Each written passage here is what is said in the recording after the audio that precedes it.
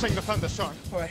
When you hear the sound of thunder, don't you get too scared. Just grab your thunder buddy and say these magic words. Hello and welcome back to another edition of Thunder Buddies podcast.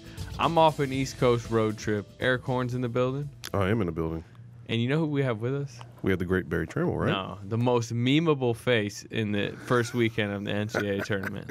Now, what word did you use? Memeable. I don't You know what no a meme is? memes. A memeable? I don't know memes. Or what did Bryce Harper called it, a meme. That is one thing that you and Russell Westbrook do have in common. Y'all don't know no memes. Although I think Russell do know no memes. He's just acting like but he don't he's know no acting like memes. Well, I'm not acting. I have no idea what you're talking about. Okay, Why don't you guys start talking in Arabic, and I'll understand even more. okay.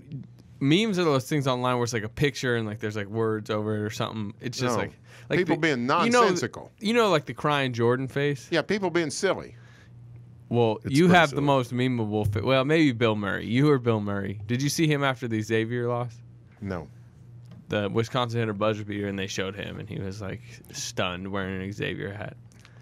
I know the feeling. I know the feeling. At least you weren't crying playing a flute. But I'm assuming you saw your face on that picture. I've seen my pic. Yeah, I'm going to blog about it later.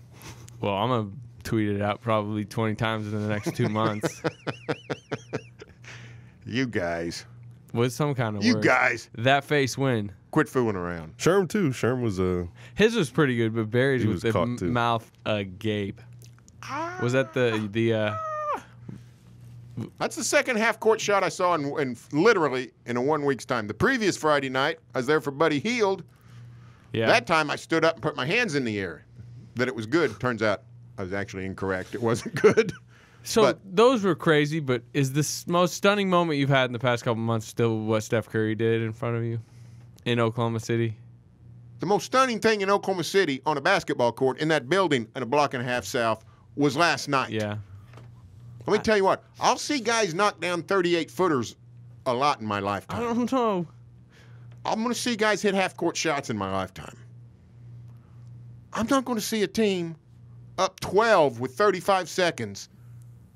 A team that knows what it's doing. A well-coached, Well, fundamental team. Are you sure about that? Yes, they got a track record. Uh-huh. Northern Iowa has a track record. Weren't they like 10 and 11 to start the year? They got a they got a good coach. They got a good Kurt culture. Warner's tears are delicious. it would be hard for any team to salt away a lead that quickly on It's on hard. purpose. If they were doing it On purpose. purpose, it's hard to do Yeah. that. Like that's On purpose. unbelievable. If you got like all five guys conspiring and say, let's lose this game, 12 with 35 seconds, how would you do it? I don't know how you'd do it. I don't know. It was an ode to the Thunder. Some Weisenheimer usher last night said, it reminded me of the Thunder. It's nonsense. I tweeted something. How could it remind you of anything? Because It doesn't. Yeah, it's never happened. Not even come close to happen. And the Thunder, actually, the closest I've seen the Thunder in a meltdown was the Thunder was on the good side of it. The Clipper 2 years ago. It was bad. So It was bad. that was something last night. 20 years from now, if somebody says, what game do you remember from February or March 2016? Northern Iowa. There's no doubt about it. Really? There's zero doubt. There is no The doubt Steph about Curry it. game? There's no doubt about it. You- Because ultimately, this guy's still Northern Iowa drunk. It happened 12 hours ago. Ultimately, Steph Curry was great theater. That was unbelievable. Is crazy. But it ultimately didn't matter. Warriors going to finish first. Thunder's going to finish third. That game ultimately didn't matter. Let me tell you what that game last night did. It mattered. I mean, does it really? It mattered. Neither of those teams are winning the national title. I think if we were there, we might think differently. But like, I was at that Durant charity thing last night. I didn't get to see the whole thing unravel. Like he was front and center. Barry was front and And center. then I went to the press conference, and Yeah. the Northern Iowa guys. I mean, it's literally. He's still a little Northern Iowa drunk. We talk off it. about watching a car wreck in slow motion. That's what that was. Think about what it'd be like to see a devastating car wreck in slow motion. Think about your emotions. That's what that was like last Well, night. It was. a little less than that. I mean, it was devastating to everybody involved. The coach, the players, the fans, everybody. And we were there for Curry. so I think it kind of sticks with us more. Well, yeah. Well, it sounds like But you you had a were good weekend out at the Well, yeah, I mean, we saw 2 great OU games, and they're sort of afterthoughts after some of that stuff. Yeah. But I will say this for the NBA. I do miss when you see so much college basketball in a short amount of time. I've seen 10 college basketball games live in the last 10 days, and I've seen 1 NBA game, the Portland last Monday. You miss the NBA quality pretty quickly. The drama of the NCAA is peerless, but you miss the quality of the NBA. I know what you're saying, and I do agree as far as the tournament just in itself has this great drama, but the NBA playoffs, a big Game 5. No, I love you can't that's just as much. It's fabulous theater too, but the one and done nature of the NCAA tournament. In other words, Game 5, even when the Clippers melted down 2 years ago, Chris Paul, all those turnovers in the last 30 seconds, all that stuff, they still had a Game 6 back at home to keep their season alive. It's true, but Northern Iowa fell off the cliff last night. I know what you're saying, and there can definitely be an argument made of just right in the moment. It's basically like a Game 7. But what I love about the NBA playoffs is Game 5 already has so much built up storyline. You know what I mean? Where Northern Iowa and Texas A&M haven't played this year, won't play again. You're right. But remember that Thunder Grizzlies series when there was 4 OT games? It was great.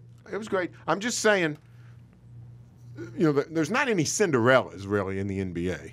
Last night was Cinderella. What if, when you guys are old and you start having kids and you read your little girl the Cinderella story, what if you get to the last page and Cinderella is on her way to the ball and the pumpkin turned into a coach, and it falls off the riverbank and goes down, and everybody drowns. That's what we saw last night. I feel like I just read a Barry Trammell column in person. That was a page. Are you guys fired up to do that? You fired up to tell your little girl about how Cinderella in her glass slipper and her beautiful dress drowns on the way to the ball? That's what happened last night. Oh, it didn't matter. City. It was A&M against Northern Iowa for a spot in the Sweet 16. If I raise a cynical child, that might actually be a pretty cool ending, to get all the way to there. Stuff happens in life. Don't turn the ball over 8 times in 20 seconds. And the moral of the story is, don't turn the ball over. Good night. Well, I know Eric did. It sounds like you actually did watch the Thunder games, though. How did you manage to watch? Well, I got DVR. I go home. I watched. Let's see. I'm shocked he can handle his DVR Friday night. well. Listen. Is that the one piece of technology you really mastered? Is that the one piece of technology you mastered? Friday night? Heck, what happened Friday night? Was that as Sixers? Oh, geez, yeah. Friday was I went home. Yeah. I watched the first half of the Sixers, from 1 to 2 in the morning. Just got dead dog tired. Got up early Saturday morning and watched it. Saturday night. You guys, now let me tell you what. I might be king of the basketball world on Saturday in terms of viewership. I was at the arena writing stuff, but I had my eyes glued to the TV as well. Go home, watch the NCAA tournament. It gets to halftime of North Carolina Providence. I flip over, watch ABC. The beautiful people at ABC do not have the screen at the bottom. They don't have the banner. Not spoiling your score. They're not spoiling the score of the Thunder, so I get to see the last 8 minutes of Spurs Warriors. Man, that's what I'm mad. I didn't get to see much of that. Flip over, finish off North Carolina Providence, and then at midnight start watching the Thunder on tape. Got to see it all. Without it being, and now let me just say this. The Thunder, Friday and Saturday, was the Thunder of old, which is, they didn't play all that well, I didn't think, in either game. But they won. Back-to-back, second night was against a pretty good team on the road. And if in the old days, which is before this year, in the old days, that'd been a nice road trip. In these days, where only pristine, outstanding basketball is going to ultimately help them. That's the only way they're getting by. They're going to have to play out of their minds to beat the Spurs or the Warriors. Well, they're worried about that then. That was a really good road trip. I don't care what anyone says. That was a really good And that's road what I'm saying. 2 years ago, if they go on that road trip, we come back saying, hey, that's excellent. That did exactly what they needed to do. This year, through the prism of the Warriors and the Spurs, you just think, that's great, but they're going to have to do better. Well, that time will eventually come. Yeah, we could think that every week then. I mean, after every one of their wins. Yeah. We could say, yeah, they're going to have to do better. Look at this guy. Barry's got his alarm going off. Were you planning on waking up at 11 a.m. today after No, that wild I've got one? to check in for my flight to Anaheim on Southwest When are y'all leaving? tomorrow. Really? That's early. Yeah. Well, we will not see you at the Blazers game. Or no, geez, I'm- who are they playing? The Rockets Jeez. Tuesday. Rockets, Utah I'm flushed. Thursday, San Antonio on Saturday. Yeah. So you're going to So I miss may San miss Antonio. all three. If yeah. the Sooners lose, I'll probably be there Saturday night. But Yeah. Well, overall, what's the number one thing you took away from? Now it's a 4-game winning streak, 3 blowouts. Remember the Celtics game? That should be grouped in the road trip. They blew out the Celtics. I liked your story today. The bench is playing better, and that's good. Canner's playing out of his mind, and if they play teams that's not going to feast on the pick and roll, he can play 30 minutes a game and put up monster numbers. And he's even playing halfway better defense, I think. He's just even chatting with Billy off to the side about it. It's just like, it can't be the layup. Just Yeah, layups right that's by right. him. Like if he's just out there and he's trying, like he's gonna give up stuff, but it's not gonna. You can't let him turn Cole Aldrich into Akeem Olajuwon. Yeah. But if anything this side of that, and he can play. Yeah, he's gonna get his fouls. Guys are gonna score, but if he just plays halfway manageable, like he's shown, he's going to put up crazy offensive numbers. Have you seen his stats this month? He's cleaning up. Does he He's have a cleaning chance? up everything. Russell continues sixth to man be of on the the year? sixth man campaign. I don't think he's got a chance, but does he? This month should give him a chance. So you think you think when he's they back in first the started running? saying that, I was like, I don't really see it.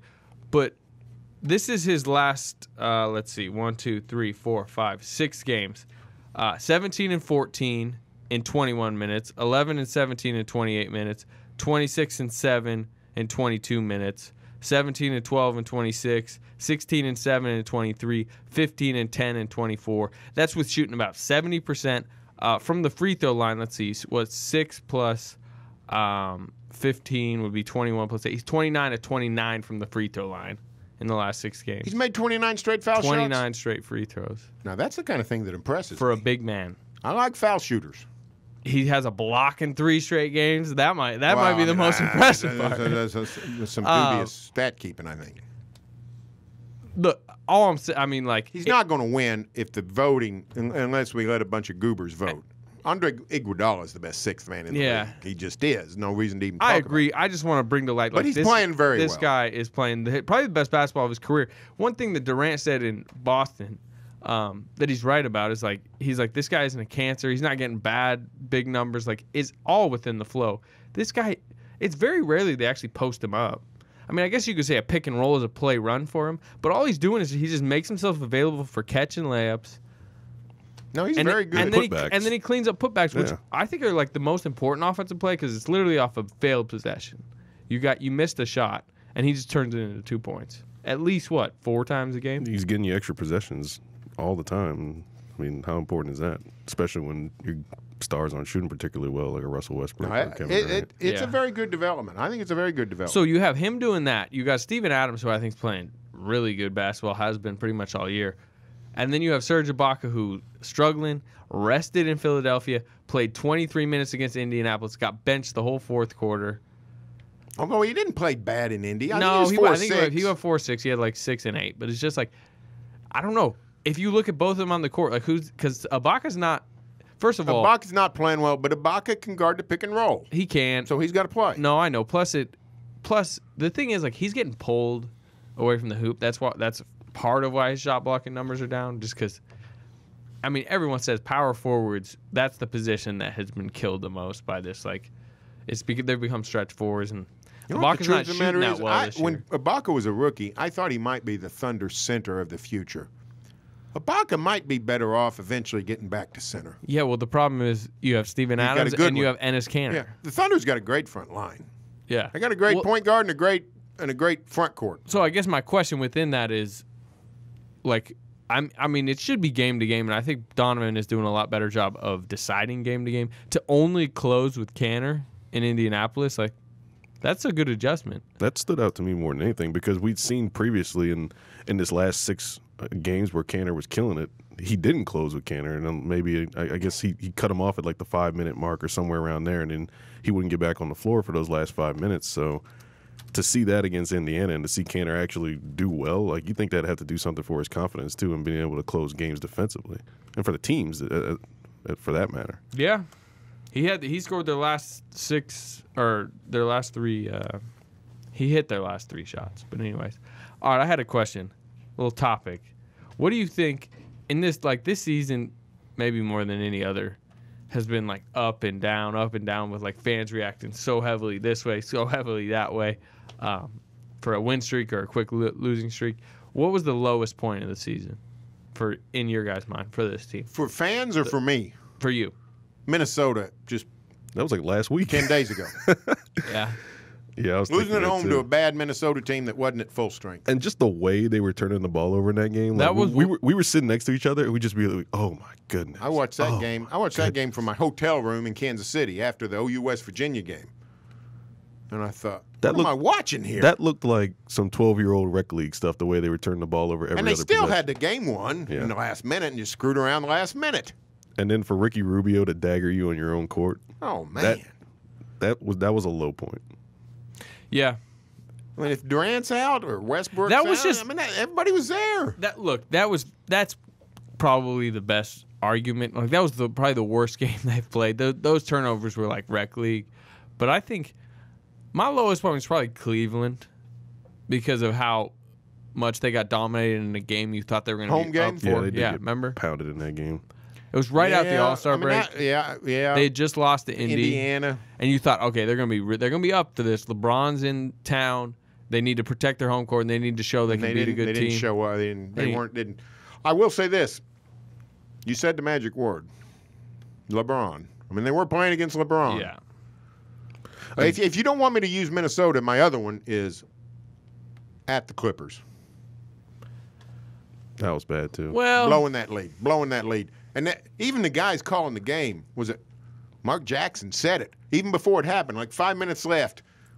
Thunder was up 20, whatever, 24, 26, whatever it was, and they cut it down to 11 or something and got within striking distance. And Mark Jackson, just out of the blue, said, this would be an awful loss for the Thunder. And then it got worse, and they did lose. So those are my two right there. If you lose to LeBron James and he makes you look bad, I sort of tip my cap and say, you've done it to a lot of people. But when you're up 20-something on the Clippers and they're just a ragamuffin, Wesley Johnson.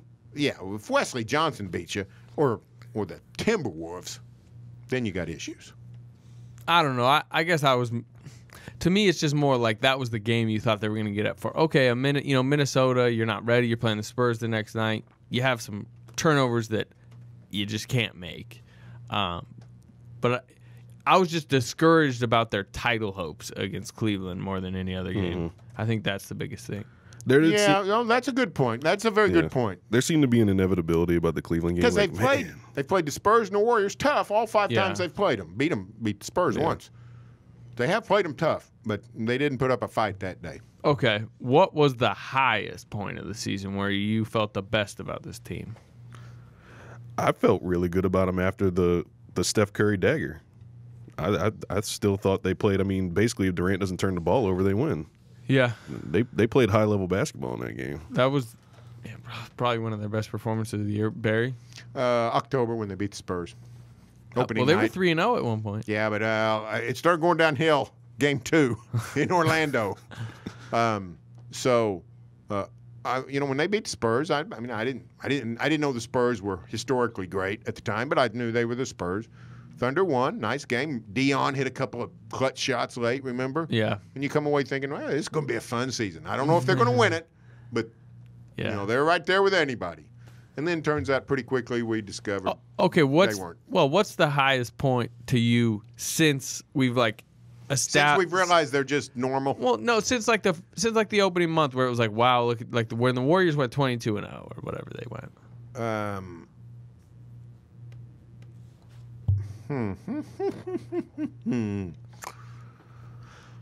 I don't know. It might be. I was impressed with them. One of the problems I had, you know what? I think it was the first Golden State game. The one First Golden State. at Golden When State. they got tied, they forged a tie with 90 seconds left or something, or a minute 50, whatever it was. And, the Warriors playing out of their minds, and the Thunder got way down and came back and stayed right there with them, and then just lost at the end. And I thought, you know what? They can play with these teams. And I still think they can. I just don't think they're going to beat them. Yeah. The reason I say this is like I'm feeling pretty good about them right now after that road trip.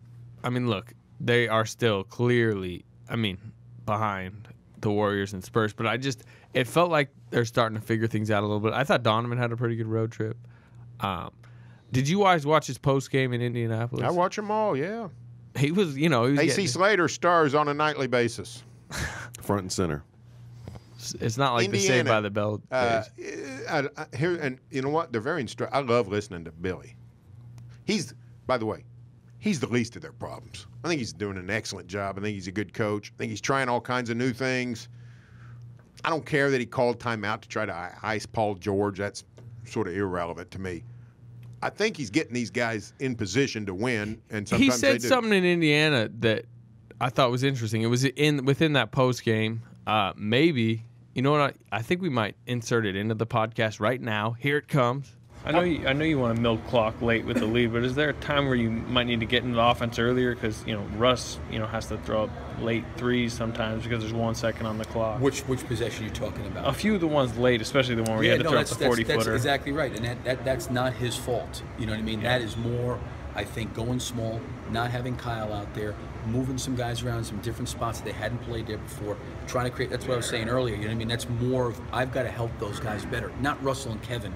The other three guys, to your point, creating some movement because we didn't really execute what we were trying to do. And what happened was we had some very, very little movement with not a lot of great screening. They blew the play up. They got through everything, and now we're standing there with 5 on the clock, and the ball gets flung back to Russell. And it's like, okay, make a play. And it's not his fault. It's really not. I've got to do a better job as a coach when we get into a situation where we're dealing with some injuries, some guys out. In the time I was trying to get through to those guys, but I didn't do a good enough job just role-wise. This is what we need to do because I thought we were really, really lax. Like, Randy was supposed to catch the ball at the top of the key, got pushed away at the half court. Then we had Kevin and Russell in some screening action, and we didn't screen anybody, and George and those guys ran over top of the screen, and those guys were denied. Then we threw the ball to Ennis, and he kind of got it, threw it back to it wasn't a good play. And I've got to help those guys do that. I think, that's what I was saying earlier, we're trying to do the right thing. I'd seen us in previous games come down and not run any offense at all and just take a shot. Now I feel like, okay, we're trying to do it. Now we got to execute a little better. So as crazy as it may sound, there were some bad moments there. We're actually trying to do it, and I just got to help them do it better. When he talked about, when they were blowing leads late in games, he's like, we weren't running plays. That was his biggest issue. They were just coming down and shooting. He's like, at least in Indiana, I know they screwed up, but like we were trying to run plays. I just think even admitting that to the media, kind of saying like, Russell and Kevin weren't running plays. I've been telling them to. They are. I don't know. It was informative, and I just feel like he's pushing more buttons. I know his love of Kyle Singler still stings fans. It just does, and it will, and it will continually will into the playoffs because he's going to keep playing them. Anybody that is stung by his love of Kyle Singler is also stung by people who get back on defense. Just watch him sometime. He runs back on defense. The biggest thing for this team is because defensively, it seems like at times you got to play Singler some. You got to play Randy Foye because he plays like sturdy defense. He's solid. You got to play those guys. Which in the scariest of ways I can put it is they have to have those guys hit open threes in the playoffs. They don't got to go 4-6 like Foye. Foye's been lighting it up on the road trip, but those guys can't go into San Antonio. They play great defense in San Antonio. They should have won the game, but the problem is Kyle Singler misses all 4 wide open threes off good offense. Foye misses a couple. Singler, Floyd, and Robertson on any given night in the playoffs need to go 3 of 8, 4 of 11, something like that. Against the good teams. Against the good team. First round, whatever. And I think that's a reason why people haven't come around to Kyle Singler because he just hasn't made any shots. He's never made a cluster of shots the way Randy Foye other thing, is. He hasn't played that well in big. He played awful in the first part of the season, which made people just go, anything he does now, they don't like. And then he's played pretty poorly in big games. Although The game at Golden State, he played pretty well in the first half, but like the San Antonio game, he just missed 4 open threes, and like that's just clear to people when Yeah. they see, hey, that guy's wide open, and he's missing. Because it's like I don't hear as much rattling about getting Cameron Payne minutes anymore because Randy Foy's hitting shots. Yeah. But when Randy Foy wasn't hitting shots, everybody was like, put Cameron Payne in there. He is getting paid a little bit more, which A little bit more. I think fans just want to see a Payne's lost. He's so lost. He is. He, for all he knows, he's in Sioux Falls. He doesn't know where he's I at. like what he's doing though. I like that he's keeping the rookie He's staying involved. involved. Yeah, he's staying involved. That's right. Because he matters. He just really matters long term. He's gonna be a good player. It's good. I think it's gonna be good to get him some playoff, squirts of minutes.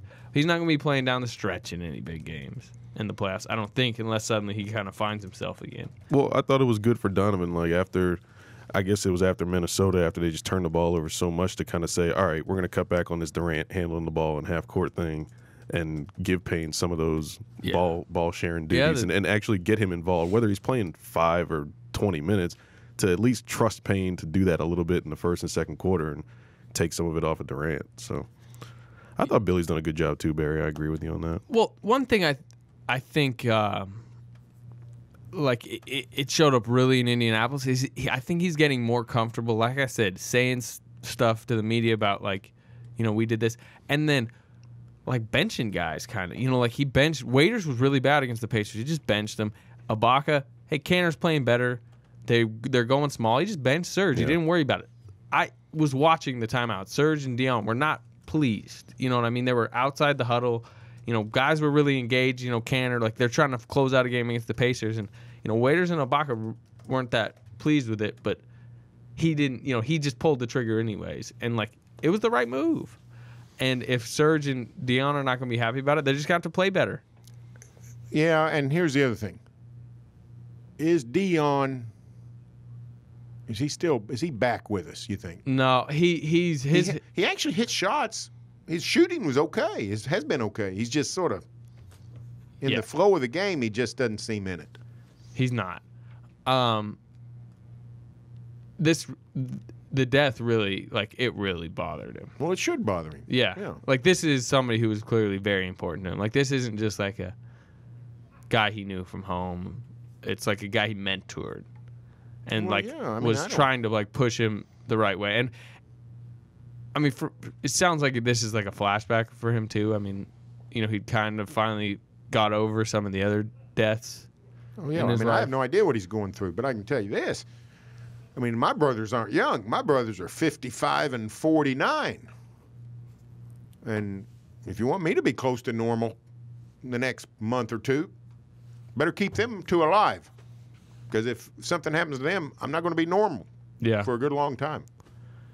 It's tough. It's a tough situation for him, especially because of that. He's really trying to figure out, and he's on like a contract year as far as like these next few months are so important to him, for him, financially, which matters to him, should. So, Let me ask you a question. Yeah. How much does it matter financially? I don't mean how important it is to him.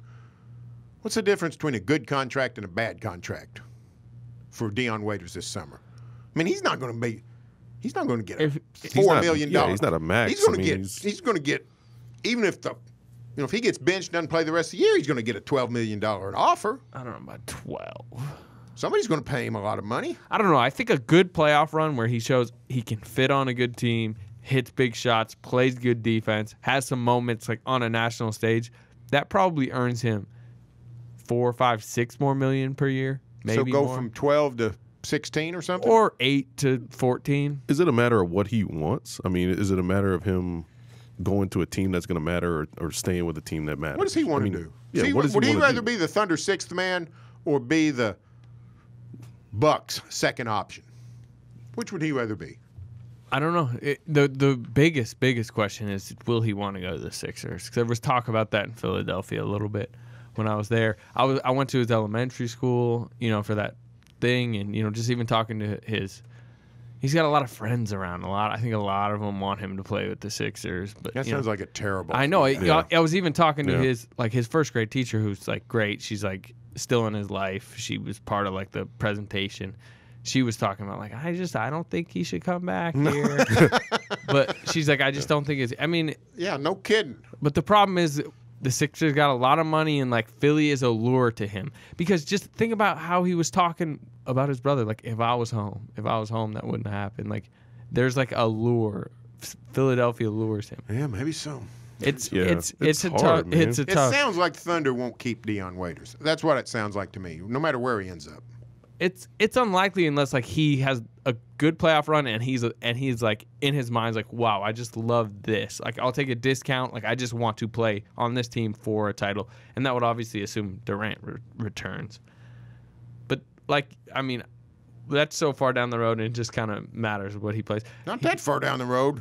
It's almost April. No, I just mean like the waiters. Next decision. week is April. Next week is April. I guess I just mean the waiters' decision. It matters how he plays. It matters how the Thunder plays. It matters what Durant does. Because if Durant leaves, then suddenly the Thunder like switches gears into how they're like retooling. And like, what do they do with Westbrook? Because like Westbrook's probably not going to stay if Durant doesn't stay. So like, is there a trade? Like, that's all I'm saying. Is like, there's so many dominoes to fall before Dion Waiters at the negotiation table is here. Well, I feel for him. I hope he can work through this. Yeah. The event at the school that was just an interesting. I thought that was excellent work on your part. For people that don't know it, AC Slater wakes up early on a Tuesday morning, right? Tuesday? No. Thursday morning. What? Early on a Thursday morning in Boston, right? Yeah. And catch a train to Philly. Amtrak. Me and my dad went down Amtrak. Oh, you know, well, good. My dad was at the waiters thing. Well, go. Your dad went to Philly with you. Well, Yeah. that's great. Well, then, but anyway, great hustle job. Went to. Did you rent a car when you got to Philly? Is that how you got around? No, or we you just Uber. All right. Well, okay. Then they hurry over to. They go see Dion's old neighborhood and the presentation at the school and talk to a bunch of people and got. I thought it was an excellent story and It was good really, video, good pictures. It was an interesting event, and the players were all there, and the kids were all pumped up. And All the Thunder players came with Dion. most of them. Durant was at his thing. Durant was at something else. Yeah. Like there were some other players that weren't there, but like a lot of them. When Westbrook walked in, Yeah, they were went freaking out. because he was kind of late. Well, this is what was really funny. Westbrook, like I don't know, like players walked in, you could tell a lot of the kids don't know. It's like Andre Robertson walks in, and they're like player, and they're like kind of getting happy, and they don't know who he is, but they're like, you could tell Andre Robertson is a NBA Yeah, player. he's tall. Steven Adams, they're like, woo, he's just 7 foot New Zealander with a huge mustache. Westbrook walks in a little late, and like the kids are just stunned, especially like the 6th, 7th, 8th graders who like watch the NBA. Like, oh, it's Russell Westbrook. Like they're going crazy. He walks in and like he's kind of he's a little shy about it. Like sits next to Presti, who's kind of laughing, and like it got the kids really rowdy, and they were just starting to calm down, but they were still pretty rowdy. And then Kyle Singler walks in, and he's like drinking like a sparkling water, and the kids start going, "Hey, another player!" Like just because they're in like such a good mood. And Singler's like wide-eyed, like, "Whoa!" Everyone's cheering for me, and then like Adams and Cameron Payne like reacted to the kids reacting to the Singler, and they started standing up. Oh, Kyle Singler. Cameron Payne's over there dabbing. He's like, dab, and Adams is trying to rile up the kids, like, it's Kyle Singler. And Singler's drinking like Pellegrino sparkling water. Like, what is going on here? I love Steven Adams. You guys missed it during the NCAA tournament. Maybe you saw it yesterday during the NCAA tournament. The last few days been running a lot of. They've recycled the old bank ads. Mm-hmm.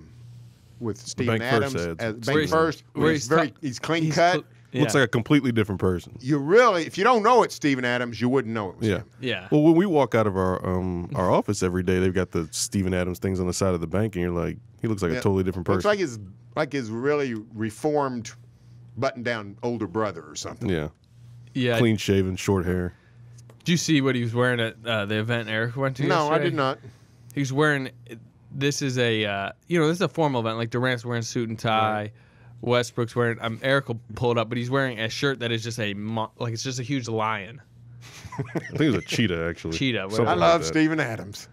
Yeah. But yeah, he's Hey, he better. Russell better watch out. A great day. yeah. If you haven't seen it, pull it up. You know what? He looks more and more. The longer it goes, without makeup, he looks more and more like Heath Ledger in The Joker. No, Steven Adams is the real life Heath Ledger from 10 Things I Hate About You. I don't know if you've ever seen never that saw that movie, film. but that is Steven Adams. Did you see? He actually dressed up as the Joker for Halloween. That's right. Yeah, you're right. And it but was he's like, get to where he looks like him without dressing up. Look I at know. that. He's crazy. And his post game videos are funny. People, Oh, he's a hoot. I've been, I kind of tweet out more and more videos of him, and every time people are like, just please interview him every game. Let me tell you something else about him. He is a ball-playing fool. Yeah, he's a good player.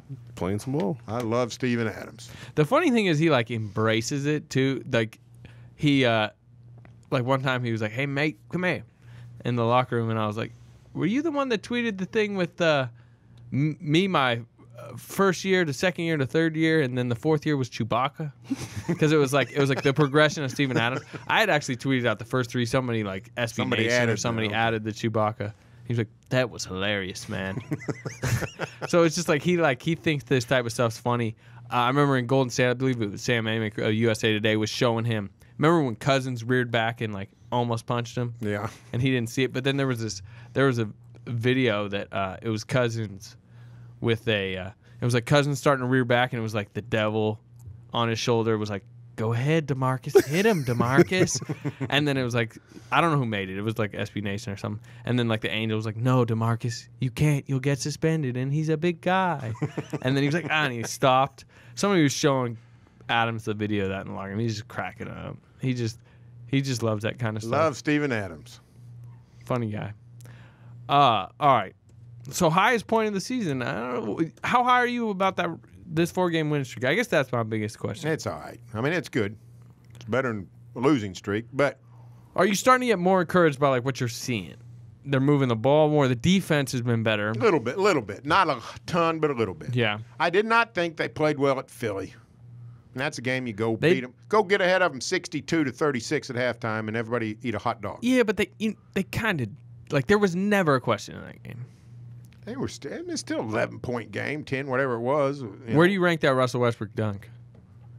Oh, it was. high. I mean, I guess I don't know. Where do you rank? I don't know. He's had better ones this I year. don't rank dunks very. I don't.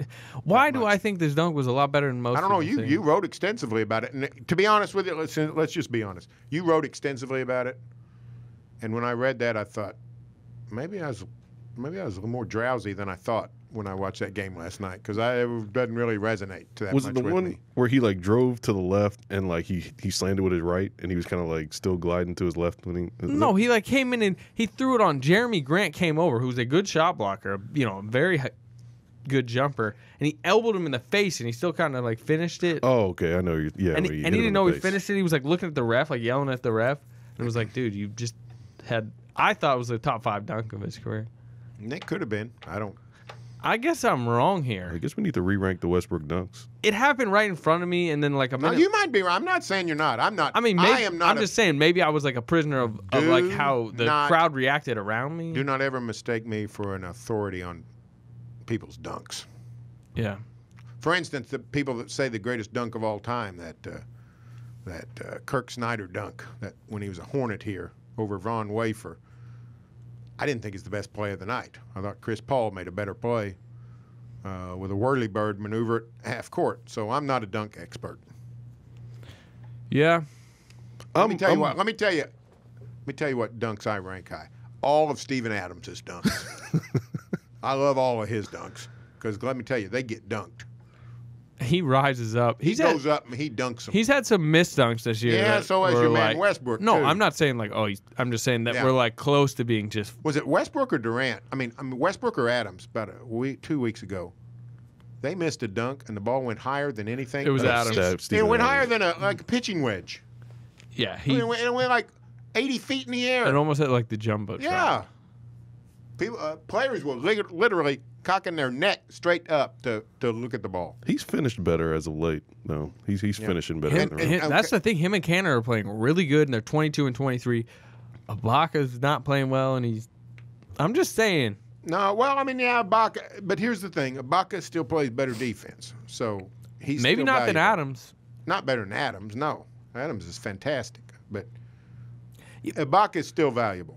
Look, still valuable. you're never going to get me to say he's not valuable, and he'll probably play 30 minutes a night in the playoffs. He's going to have some good games, but I'm just saying the way he's playing and the way Canner's playing right now, it's like it probably should be a toss-up late in games as far as who's playing better, because I know what Serge can do, but a lot of times he's not doing it. I need, you know, it'd be a good study for one of us, and I guess maybe I'm volunteering myself. All this talk about Ibaka's inconsistency.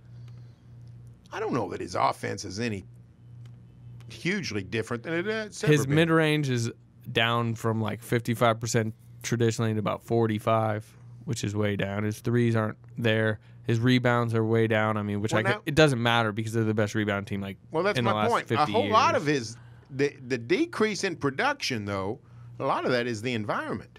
Yeah, which is fine. I'm not huge. My thing is like Cantor just is a better offensive player.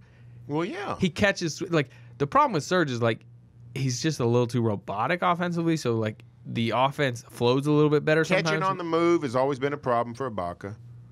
Like the way Cantor can just like catch a pick and roll Cantor can bounce pass and just catch finish. the secondary break.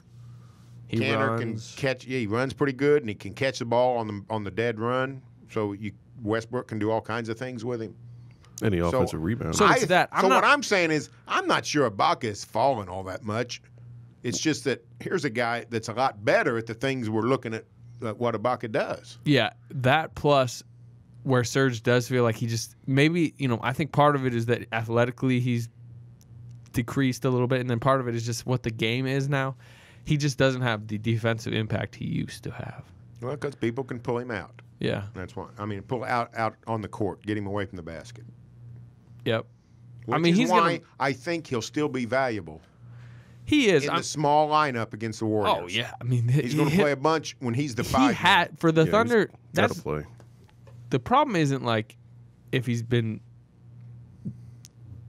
The problem is like against the Warriors, they can't just say, "Hey, Cantor's playing better. Let's play Cantor." Like they have to have Serge Ibaka play, and to beat the Warriors, they have to have Serge Ibaka play well.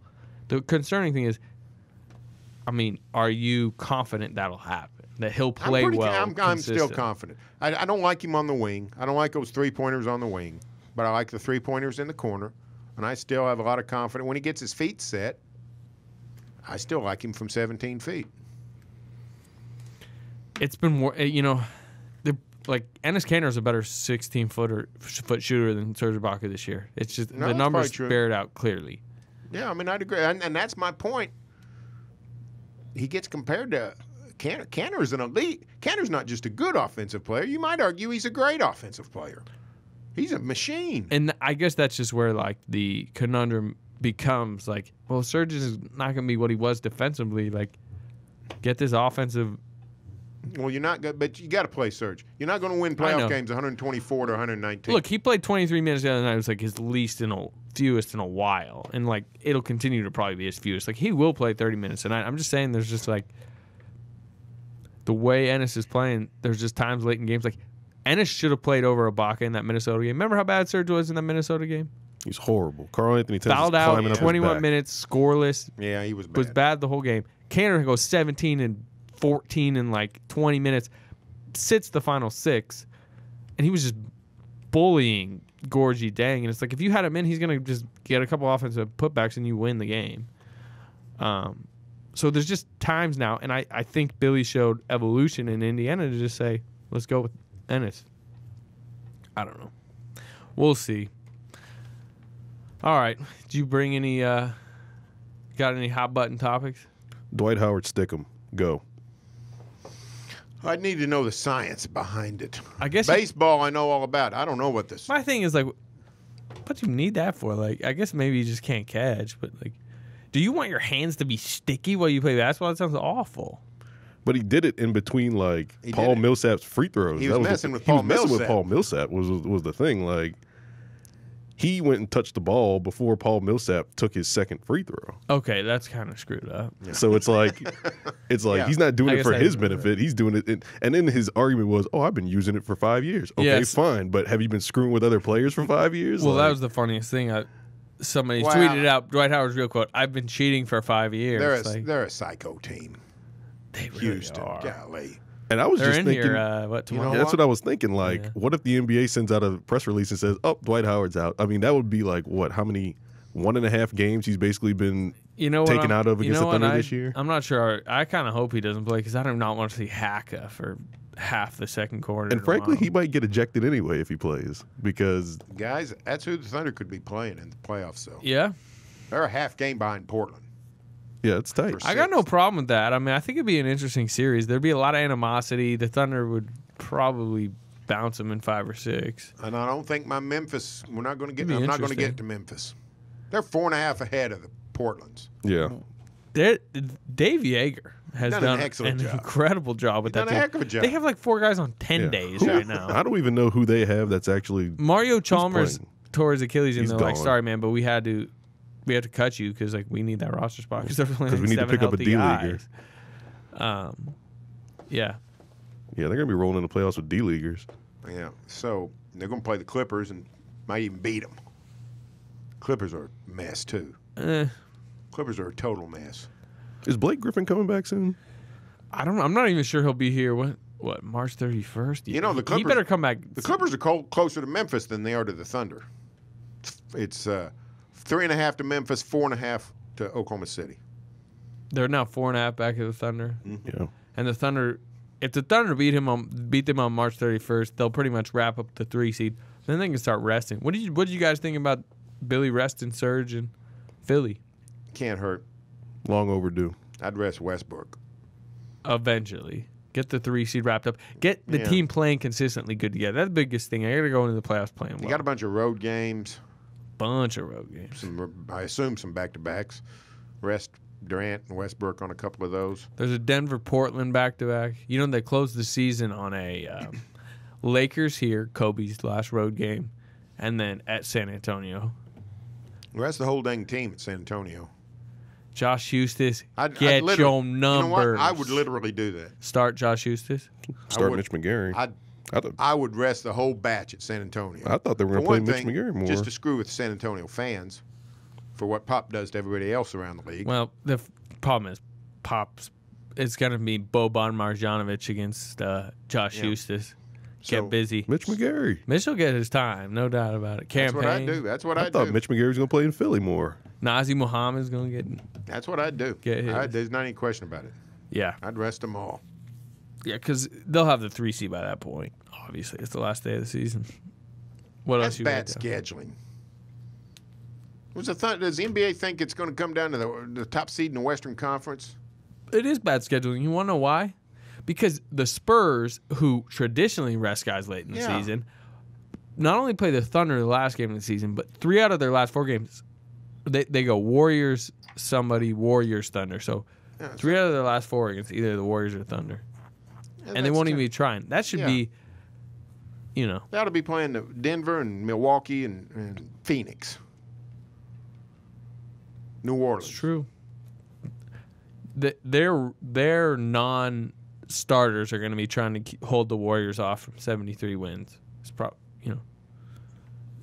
going to Yeah. be the case. Yeah, that's probably right. What else? I kind of wanted to talk a little bit about some people were banging on Russell Westbrook, and I think it might have been maybe in the Philly game or the Boston game for his 3-point selection, but he was getting the ball way late in the shot clock in certain It was instances. Indy. I think he went 1 of 8 in Indy. Oh, it was Indy when he made that really deep 3-pointer. Yeah, which was a late in the shot clock one where he actually made. But one of the bad possessions, I think it was with 90 seconds to go. Yeah, there were a It couple wasn't of them. his fault. It's actually the one that Donovan's talking about, that if we actually ended up playing that audio in the middle of the podcast, which I'm not sure how lazy I'm going to be. It's just the one he's talking about. But look, he needs to. Barry, you wrote it in a blog post. I mean, he does need to shoot less threes, fewer threes. Do you almost think it's a good thing or a bad thing when he makes a couple of threes early? Oh, I think it's a good thing because he's going to shoot anyway. What difference?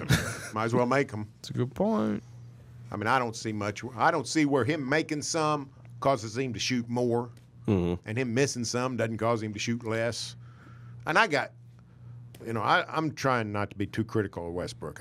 He needs to shore up the defense. He needs to quit shooting the threes. But I mean, he's a phenomenal player. So Yeah. I don't want to be too critical. I of mean, him. he I'm went just- 4 of 7 in Indy overall. He went 3 of 9 from 3, which is actually not that bad. But I mean, overall, look, He was he one had of 7. eight. He He had was one of 7 eight from turnovers. 2-point. Yeah, He was 1 of 8 from 2s. He had 7 turnovers. Yeah, he played terrible in Indy.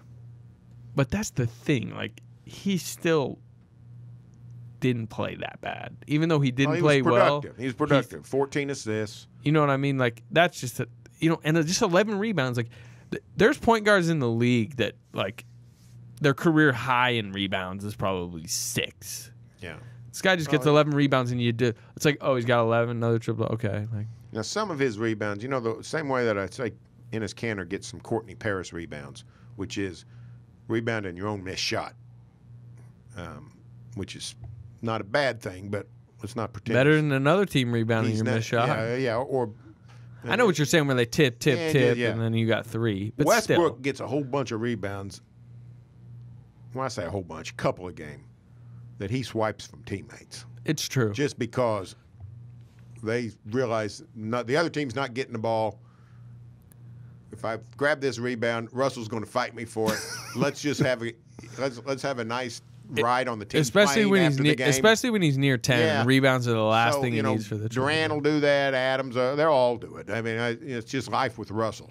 So You know what else he just does a sort of couple live times with a game? He gets huge, almost impossible to get offensive rebounds that just save he rebounds possession. his own missed jump shots, outside perimeter shots. That's what I love about him. He had another one Saturday night. He shot like a 19-footer there, extended from the left elbow, and he shot it and knew he wasn't going to hit it, so he just runs in there and grabs the ball. The best sequence in the Philadelphia game was off a Westbrook rebound when, look, he drove the lane and he hit Waiters in the corner for wide open 3. It was a nice play, and like as he kicked it, he kind of ran under the hoop and out of bounds, and then as he's coming back inbounds, Waiters misses at the 3. He jumps over Steven Adams and whoever's playing center for Philly, catches it and immediately kicks it out to Durant, swing to Foy, layup. I mean, so that was built off his, like, just a crazy offensive rebound. And then he steals the inbounds and gets it back, makes a nice pass to Adams. I mean, it's just plays like that. He's a joy to watch. He's a hoot to watch. There ain't any question about that. No question about it. All right, then. You guys have a good week because you're having some fun. Got 3 good games. three And playoff teams. And home. 3 Western Conference playoff teams Are or they- contenders. Yeah, I was going to say, I don't know if the Utah's Jazz only a are game gonna- out. They're only a Utah's game out. Utah's not Or far out of it. Either They're- one or a half They're game fighting out. for the 8. Yeah, well, then they're going to be Yeah, they're going to come in here with some incentive. they're going to to be amped. play. You And know? they've had close games against the Thunder all year too. All right. Tell me the number of games the series end in. This is the current Western Conference playoffs. Right now it'd be Warriors Mavs 4. Sweep, Spurs Rockets sweep, 4. Thunder Blazers. This is an interesting series. 5. Yeah, I'm with Eric the Red. Clippers Grizzlies. 6. Clippers, Grizzlies. I'll go 5. And Clippers would have home court, right? Yeah. Yeah. That might be closer to 5. Yeah, so the Mavs are really tanked. Really tanked. Yeah, that's interesting. Who, the Mavs? Yeah. Yeah, they're playing better though. Can you guys don't, I hope you're not looking at the standings. Try to go 1 through 8 in the East right now. Don't look at the I standings. kind of cheated. 1 through 8 in the East. Just try to name who's 1 through 8. Jeez, don't give me that. Well, I mean it's Cleveland, Toronto. Yeah. You'd be surprised at how close they are too. Oh, I know it. Boston fell. The Raptors are only 1 game back of the Cavs. Yeah, I knew that was tight. I think Boston's out of 3, aren't they? Yeah. Is it Atlanta? It's Atlanta. Atlanta's 3, they're 8, they're All right. 8.5 back. 4 is, I'm going to say, still Boston. Nope. But the East is the way that the West was kind of set up last year. Like it's All going to right. come down to like Yeah, I mean The they're last really week. Okay, the 3 through 6 is really bunched. All right, let me go. So we got Atlanta 3, 4 Charlotte. Nope. Then I'm just The guessing. team that blasted the Cavs yesterday just killed them. And I'll give you the easiest Cavs? hint ever. Yeah, they beat the Cavs by 30, and the fans were chanting, "LeBron needs Riley." The Heat. Oh, the Heat's up to 4. Yeah, Joe they're Johnson- playing really well. yeah, they're scoring big time. Yep, Man. Joe Johnson's playing well. They've won. Well, they're 7-3 in the last 10, but they're playing really well. The Celtics are 5. Hornets are 6. All those 4 are really bunched. And then, can you guess 7, 8, 9, 10 right now? So you got Charlotte 6th. Yeah. Boston 5. Yeah. Okay, 7 is not Detroit and not Washington. Nope. Chicago's got up to 7, right? Nope. They're still 8? Chicago's 8. Half game back. Who am I leaving out then? Pacers. Oh, yeah. Pacers are 7. Pistons are tied with the Bulls. The Bulls might not make the playoffs. That would be unfortunate for the Chicagoans. And then the Wizards are out too. Jeez. Weird in the East. All right. Well, yeah, good week. Interesting week ahead. I'm very intrigued if the Thunder can keep this run going. I want to see them play well for about 2 weeks in a row. Yeah. I thought So they've hit 1. Yeah, they're at 1. I want to see 2 weeks in a row. See if they can sweep this homestand. That would be a positive. Put up a little 7-game win streak before they hit the road again.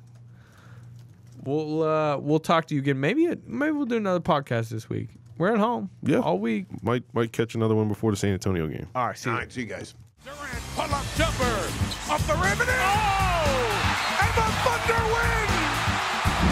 Come on, let's sing the Thunder song. When you hear the sound of thunder, don't you get too scared. Just grab your Thunder buddy and say these magic words.